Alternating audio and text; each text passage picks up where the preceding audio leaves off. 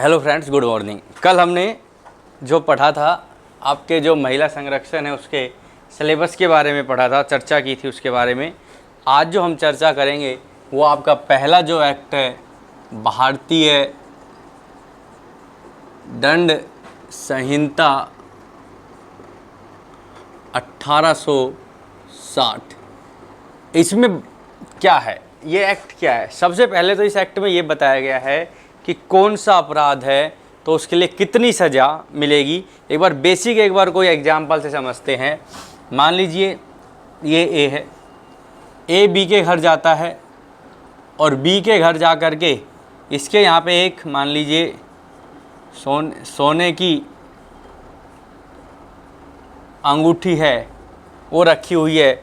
उस सोने की अंगूठी को वह क्या करता है, उसको उठा कर के अपने पास ले आता है। अब कौन सा अपराध किया है इन्हें क्या की, इसकी बिना कोई सहमति के, बिना इससे पूछताछ करके उठा के लाए। इसका मतलब इन्हें क्या किया, चोरी की। अब चोरी की तो बात ये आ रही है कि चोरी में कितनी सज़ा, इसी में 3 साल की सज़ा का प्रावधान किया गया है। तो ये जो बात करें तो बताता है बेसिक रूट, कि बेसिक रूट जो होता है, बेसिक जो आधार होता है कि कौन सा अपराध है और कौन सा अपराध नहीं है, कितनी सज़ा मिलेगी, उसके बारे में ये बताता है। अब सबसे पहले हम आपके उस सेक्शन की बात करेंगे जो आपके इसमें महिला से संबंधित है। तो आज जो हम पढ़ेंगे महिला से संबंधित इसमें सेक्शन पढ़ेंगे। तो सबसे पहले तो बात आती है, इसमें जो टोटल धारा हैं 511 है और जो अध्याय हैं 23 है। और ये जो लागू हुआ, एनफोर्समेंट हुआ, वो हुआ 1 जनवरी 1862 को। और इस विधि को बनाया था लॉर्ड मैकाले सर के द्वारा। जो बनाई गई थी वो लॉर्ड मैकाले सर थे। अब यहाँ से क्वेश्चन क्या बनता है, क्वेश्चन बनता है तो कितनी धारा है 511, कितने अध्याय हैं 23, कब लागू हुई 1 जनवरी 1862, लॉर्ड मैकाले सर इसके बनाने वाले थे। अब देखिए इसमें भी 2 कंडीशन और है। ये स्टार्टिंग में जब 1 जनवरी 1862 से लागू हुई उस समय यह भारत पर लागू होती थी, लेकिन इसका एक अपवाद था और वो अपवाद था जम्मू कश्मीर राज्य, अर्थात जम्मू कश्मीर राज्य पर क्या थी, यह संहिता लागू नहीं होती थी। लेकिन जैसा ही अब आपको पता है कि हमारे 2019 में, कब से, 31 अक्टूबर 2019 में जैसे ही आर्टिकल 370 को हटाया गया है, वैसे ही आज जो ये संहिता है संपूर्ण भारत पर लागू हो गई है। अब यहाँ से 2 क्वेश्चन बनते हैं कि 31 अक्टूबर 2019 से पहले यह संहिता कहाँ लागू नहीं होती थी, जम्मू कश्मीर पर, लेकिन 31 अक्टूबर 2019 के बाद यह संपूर्ण भारत पर लागू हो गई है। अब देखिए हम आपके साथ इम्पोर्टेंट सेक्शन की बात करते हैं जो आपके पेपर में आएंगे। तो सबसे पहले आपको एक धारा है, धारा 166 ए। किसी भी सेक्शन को समझने के लिए उसका टाइटल समझना बहुत ज़रूरी है। और इसका टाइटल जो कहता है लोक सेवक, लोक सेवक जो विधि के अधीन, देखिए एक शब्द आया विधि के अधीन, निर्देश की अवज्ञा करता है। ठीक है जी, ये कह रहा है कि कोई भी लोक सेवक है जो विधि के अधीन अर्थात लीगल तरीके से कार्य करने के लिए बाउंड है और वह कार्य नहीं करता है, अवज्ञा करता है मतलब उल्लंघन करता है। अब देखिए महिला से संबंधित ये धारा कैसे हुई, इसमें कुछ सेक्शन दिए गए हैं जिस पे अभी आगे विस्तृत चर्चा करेंगे। 326 A B, 354 A B C D, 376 A B B C D D A D B. ठीक है जी। इसके साथ एक धारा है 509। इसके बारे में किसी भी लोक सेवक को ध्यान रखना, सूचना दी जाती है और सूचना देने के बाद उसका कर्तव्य होता है कि वह उसको लेखबद्ध करे, और वह उसको क्या हो गया, लेखबद्ध नहीं करता है। ठीक है। जब कोई भी लोक सेवक जो धारा 326 ए बी, 354, 376 और 509 के अधीन सूचना मिलने पर लेखबद्ध करने के दायित्व होते हुए भी लेखबद्ध नहीं करते हैं, तो भैया उस लोक सेवक को सजा का प्रावधान है।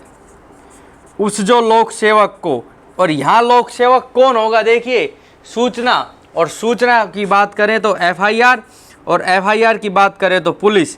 तो यहाँ पे जो पुलिस है वो लोक सेवक का कार्य कर रही है, तो उस व्यक्ति को जो सज़ा मिलेगी 6 मास से 2 वर्ष तक, और जो उसको जुर्माना मिलेगा वह होगा असीमित। अब आपके यहाँ से क्वेश्चन क्या बनते हैं, देखिए। क्वेश्चन नंबर 1 बनता है कि लोक सेवक विधि के अधीन किसी निर्देश की अवज्ञा करता है तो किस धारा में है। ऑप्शन दे देगा 166 ए, 166 बी, 166 सी, 166 डी। हमें याद रखना है इसका आंसर है ए। ठीक है। उसके बाद पूछेगा यदि कोई लोक सेवक अपने आदेश का उल्लंघन कर रहा है तो उसको कितनी सज़ा का प्रावधान है। 6 मास से 2 वर्ष तक। तो कम से कम जो सज़ा मिलेगी वो मिलेगी 6 मास की, और अधिकतम मिलेगी वो मिलेगी 2 वर्ष तक की, और जुर्माना जो है वो होगा असीमित। अगली धारा है धारा 166 बी। ये कहता है पीड़ित का उपचार न करने पर दंड। अब पीड़ित कौन होता है, इसको बोलते हैं विक्टिम। और अभी शुद्ध भाषा में बात करें, जिसके साथ कोई घटना, या ये भी कह सकते हैं अपराध घटित हुआ है। ठीक है। जैसे ये ए, ये बी। ए क्या करता है, बी को मारता है, और मारने के बाद इसके चोट आ गई, तो यहाँ पे बी जो हो गया वो हो गया आपका पीड़ित। ठीक है। अब ये क्या कहता है कि पीड़ित का उपचार न करने पर दंड, कि यदि कोई भी पीड़ित है और वह जाकर के अस्पताल में, कौन सा, सरकारी भी हो सकता है और प्राइवेट भी। ठीक है। बात को ध्यान रखना कि पीड़ित किसी भी अस्पताल में जाकर के, जो सरकारी भी हो सकता है और प्राइवेट भी, या स्थानीय प्राधिकारी के द्वारा चलाया जा रहा है, और कहता है कि मेरा उपचार करने की आवश्यकता है, तो वहाँ का जो भार साधक है, भार साधक का मतलब होता है जो उसका प्रबंधक है, जो उसका प्रबंधक है, वह उपचार करने से क्या कर देता है, मना कर देता है कि मैं उपचार नहीं करूँगा। तो भैया उस बाहर साधक को सज़ा जो मिलेगी वो मिलेगी 1 वर्ष तक, और जो जुर्माना दिया जाएगा वह जुर्माना होगा असीमित। ठीक है जी। अब देखिए 2 सेक्शन अभी हमने पढ़ी, दोनों सेक्शन में हम अंतर करते हैं। सबसे पहले दोनों सेक्शन क्या कहती है समझना ज़रूरी है। यदि आपसे धारा 166 ए की बात करें और फिर धारा 166 बी की बात करें, दोनों में से क्वेश्चन पूछता है तो यहाँ पर तो लोक सेवक, ठीक है जी, उत्तरदायित्व तो होगा सजा का, लेकिन कब? जब सूचना लेखबद्ध न करे। यहाँ पर कोई भी अस्पताल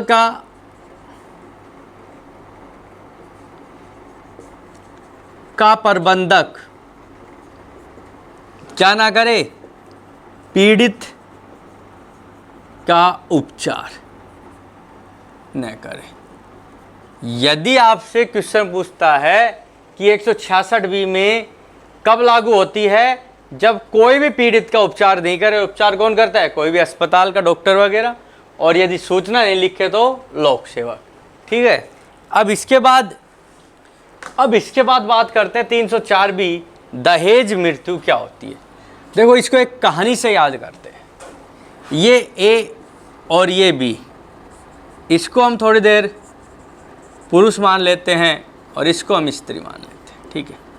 होता क्या है, इस बी की जो है शादी होती है ए से, तो हम क्यों ना कह दे यह पति बन गया और यह पत्नी बन गया। अब 304 बी कहती क्या है? 304 बी ये कहती है, जब शादी के 7 वर्ष के अंदर, इस बात को याद रखना, शादी के 7 वर्ष के अंदर क्या तो पति या पति के नातेदार, मतलब कि नातेदार के द्वारा किसी भी पत्नी से दहेज की मांग की गई और वह दहेज से उतनी परेशान हो गई कि उसने उसके कारण क्या कर ली? आत्महत्या कर ली, तो वो क्या कहलाता है? दहेज मृत्यु कहलाता है। अर्थात जब किसी पति या पति के नातेदार के द्वारा विवाह के 7 वर्ष के अंदर किसी भी तरह दहेज की मांग की गई है, तो यह माना जाएगा, या उसके परिस्वरूप उसने आत्महत्या कर ली है, तो वो दहेज मृत्यु कहलाएगी। अब देखिए, इसमें बात आई कि नातेदार में कौन आता है। आपने FIR वगैरह पढ़ी होगी तो उसमें सबके नाम लिखवा देते हैं। पति, पति के माता, पिता, बहन, बहनोई, भाई, भाभी, इवन द मामा, मामी। तो इसका मतलब नातेदार जो है उसमें पति के नातेदार में उसके माता पिता भी, उसके मामा मामी भी, भाई भाभी भी, बहन और बहनोई भी, और बात करें तो बुआ और फूफा, इनको भी शामिल किया गया है। इसलिए नातेदार शब्द में पूछे क्या शामिल है, तो पति, माता पिता, मामा मामी, बहन बहनोई, भाई भाभी, बुआ बुआ। किसके ये नातेदार हैं? पति के, पत्नी से नहीं। अब इसके बारे में बात करते हैं आगे।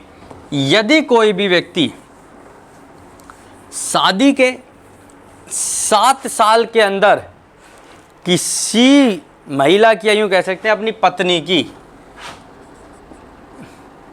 उकसाता है, जिसके फलस्वरूप वह आत्महत्या कर लेती है, इसका मतलब दहेज मृत्यु। तो ये कह रहा है उसको कितनी सजा मिलेगी? पति को या पति के नातेदार को। ठीक है। अब देखिए क्या होता है, कानून की भाषा में बात करें, पहले बात करते हैं कितनी सजा मिलेगी। 7 वर्ष से आजीवन कारावास। कम से कम जो सजा मिलेगी उसको मिलेगी 7 वर्ष की, और अधिकतम जो सजा मिलेगी आजीवन कारावास।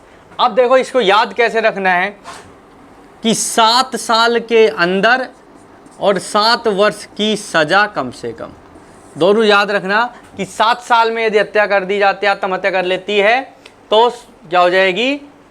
ठीक है। अब आजीवन, आजीवन के पीछे काफ़ी भ्रम रहता है। कोई इसको 20 वर्ष गिनता है, कोई इसको 14 वर्ष गिनता है। लेकिन हमारी ही इसी संहिता की सेक्शन 53 में, सेक्शन 55 में यह बताया गया है, आजीवन का मतलब होता है जब तक जिएगा, अर्थात जब तक उसके प्राण उसके हैं तब तक वह जेल में रहेगा। ये 20 और 14 के बारे में जो होता है वो ये होता है कि यदि समुचित सरकार, समुचित का मतलब होता है राज्य या केंद्र सरकार चाहे तो उसको कम कर सकती है 20 या 14 के उसमें, ठीक है। अब देखो ध्यान रखने की बात, यहाँ से क्वेश्चन क्या बनता है, सबसे इंपॉर्टेंट सेक्शन और है क्योंकि आजकल सबसे ज़्यादा, कि दहेज मृत्यु को किस धारा में परिभाषित किया, 304B में। 304B में क्या है, दहेज मृत्यु। दहेज मृत्यु कब मानी जाएगी, विवाह के 7 साल के अंदर। कम से कम कितनी सजा, 7 साल। अधिकतम कितनी सजा, आजीवन कारावास। अब बात करते हैं इसके बाद धारा 312 गर्भपात कारित करना। देखो भैया, चाहे इसमें स्त्री की इच्छा हो या चाहे नहीं हो, यदि किसी स्त्री की जो गर्भ से है और उसका गर्भपात करवाया जाता है तो उसको 312 में क्या किया जाएगा, दंडित किया जाएगा। अब देखिए इसमें भी 2 कंडीशन है, एक साधारण, एक स्पंद गर्भा। एक साधारण और एक स्पंद गर्भा। देखो स्पंद गर्भा शब्द यह होता है जब कोई भी महिला 3 से 4 माह से गर्भ से हो जाती है और उसके बाद यदि उसका गर्भपात करवाया जाता है तो वो स्पंद गर्भा कहलाता है, और 3-4 माह से पहले का जो होता है वो एक साधारण माना जाता है। तो अब देखिए दोनों के लिए अलग अलग सज़ा है। यदि साधारण है, सिंपल है तो, और स्पंद गर्भा है तो, यदि साधारण है तो जो सज़ा मिलेगी वो मिलेगी 3 वर्ष की, और इसके लिए जो जुर्माना होगा वो होगा असीमित। यदि स्पंद गर्भा है तो 7 वर्ष, और जुर्माना जो होगा वो भी असीमित। अब देखो जब ये धारा कहीं पढ़ोगे तो ऐसा कहीं नहीं लिखा हुआ। यदि वह आपसे पूछता है स्पंद गर्भा शब्द को किस धारा में बताया गया है या किस धारा में प्रयोग में लाया गया है, भैया आपका आंसर होगा 312, ठीक है। कितनी सज़ा, 7 साल। साधारण में कितनी सज़ा, 3 साल की सज़ा। अब बात आता है धारा 313। 313 भी गर्भपात कारित करने की बात ही करता है, लेकिन इसमें कहता है कि महिला की इच्छा के विरुद्ध, यदि किसी महिला की इच्छा के विरुद्ध गर्भपात कारित करवाया जाता है तो जो गर्भपात कारित करवा रहा है उसको सज़ा का प्रावधान किया गया है, और सज़ा जो मिलेगी वह मिलेगी 10 वर्ष, और जो जुर्माना मिलेगा वह मिलेगा आजीवन कारावास। अब हम एक बार 312 और 313 के अंतर को देख लेते हैं। इसमें सहमति होती है और इसमें सहमति नहीं, किसकी, जिस महिला का गर्भपात। तो इसमें यदि उस महिला को तो सज़ा नहीं मिलेगी, लेकिन जो गर्भपात कारित करवा रहे उसको सज़ा मिलेगी, और इसमें उस महिला को भी सज़ा मिल सकेगी। अब बात करते हैं धारा 326 से। देखिए धारा 326 से सीधी बात करती है अमल आदि फेंकना, कि यदि कोई भी व्यक्ति किसी महिला पर क्या करता है, स्त्री पर अमल मतलब कि एसिड को फेंकता है, तो उसको भी सजा का प्रावधान किया गया है। इस धारा को क्यों जोड़ा गया, कब जोड़ा गया? देखिए, एक दिल्ली में 2012 में कांड हुआ था, जो था, आप लोग बिल्कुल वाकिफ है उससे, निर्भया कांड, जिसमें अभी सज़ा मिली है फांसी वाली और ये सब। देखो, इसने कहा था कि निर्भया कांड में क्या था कि अमल वगैरह फेंकने के बारे में कोई बात हुई थी, तो उसी दौरान इसको जोड़ा गया था कि यदि कोई भी व्यक्ति किसी पे अमल भी फेंकेगा स्त्री पे, तो उसको अलग से जो है सज़ा का प्रावधान है, और वह जो सज़ा मिलेगी वह होगी 10 वर्ष, और जुर्माना जो होगा वह होगा असीमित। अब देखिए, यहाँ बात आती है कि ये जो जुर्माना जो असीमित होगा, इसका क्राइटेरिया क्या होगा। देखिए, जब किसी भी स्त्री पर एसिड फेंका जाएगा तो उसकी जो रिपोर्ट आएगी और रिपोर्ट के अनुसार जो भी खर्चा होगा, तो यूँ कह देते हैं कि पीड़ित के उपचार के लिए जो पैसा लगा, ठीक है, सीधी बात करें, जो पैसा लगा वह जुर्माना माना जाएगा। और जो ये जुर्माना है, ये जुर्माना जो मिलेगा, वैसे जुर्माना सरकार में जाता है, पीड़ित को मिलेगा। क्यों मिलेगा? इसका रीज़न है, एक तो पीड़ित का उपचार हो सके, दूसरा कारण है कि पीड़ित पुनः, जिसको पुनर्वास की स्थिति कहते हैं, पुनर्वास अर्थात उसी स्थिति में आ सके जो एसिड फेंकने से पहले की स्थिति थी। अभी इसी में अगली जो सेक्शन है वो कहता है धारा 326 बी, किसी भी,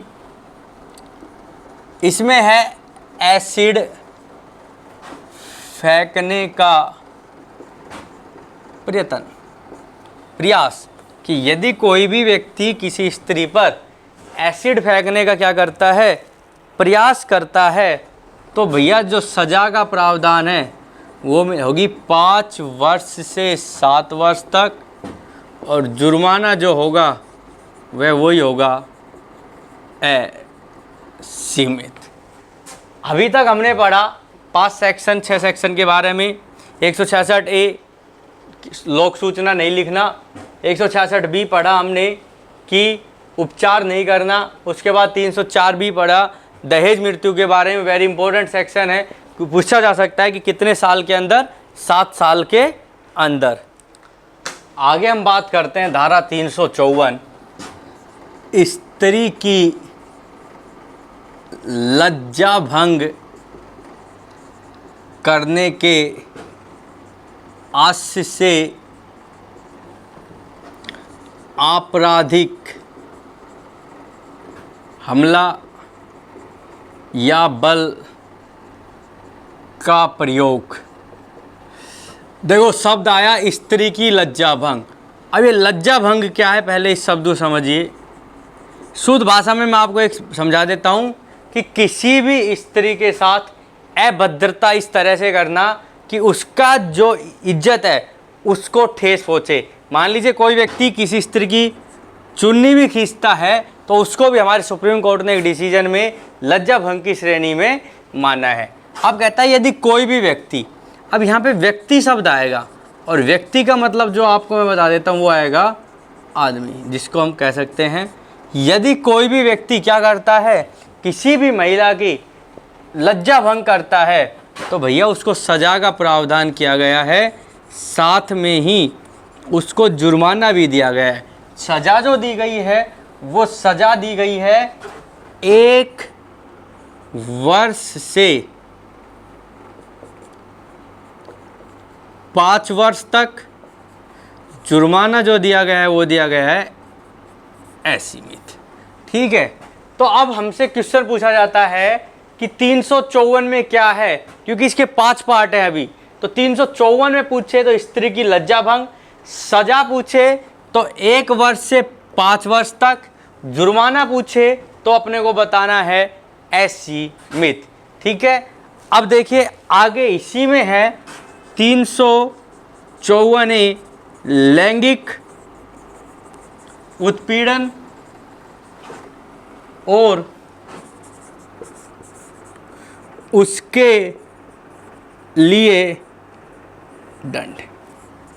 अब यहाँ पे क्या दो बात है इसमें भी, यदि कोई भी व्यक्ति क्या करता है, किसी स्त्री का लैंगिक उत्पीड़न करता है किसी भी तरह से, स्पर्श करके, छू करके, अन्य किसी भी तरह से, तो इसमें बताया गया है कैसे कैसे करता है। पहले सब क्लोज में कि शारीरिक संपर्क, स्पर्श, शारीरिक संपर्क, स्पर्श या अनुरोध या भय में डाल करके, यदि वो पहला पॉइंट कर रहा है तो भैया उसको सज़ा मिलेगी कितनी, उसको सज़ा मिलेगी 3 वर्ष, और जो जुर्माना मिलेगा भैया वो मिलेगा असीमित। यथात कोई भी उसको किसी भी तरह से शारीरिक संपर्क बनाता है, बह में डालता है उसको या उसके किसी भी रिश्तेदार को, तो और फिर उसकी लज्जा भंग करता है या उस तो भी क्या कहता है, लैंगिक उत्पीड़न की श्रेणी में आता है। तीसरा कहता है दूसरा इसी में कि आभासी टिप्पणी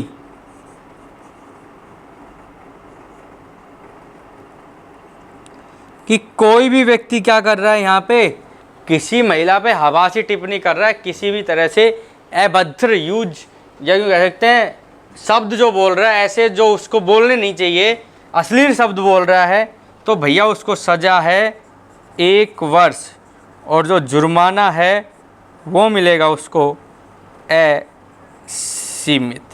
ये आपकी 354 बात करती है।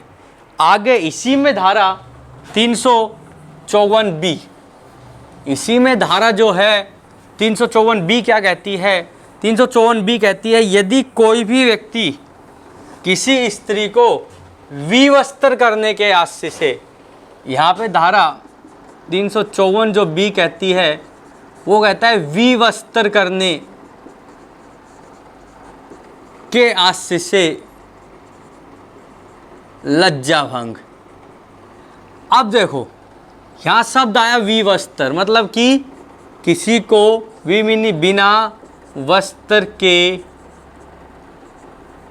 करने का आशय है किसी का, और फिर वो क्या कर रहा है, स्त्री की लज्जा भंग कर रहा है। अब बात ये आती है कि विवस्त्र कौन से स्थान पे, विच पैलेस, कौन से स्थान पे किया जाए, तो भैया इस सेक्शन में सीधा लिखा है कि यदि कोई भी व्यक्ति सार्वजनिक स्थान पर, पब्लिक पैलेस पर, यदि कोई भी व्यक्ति सार्वजनिक स्थान पर किसी स्त्री को विवस्त्र करता है या उसके लिए बाध्य करता है, तो भैया उसको सजा और जुर्माना।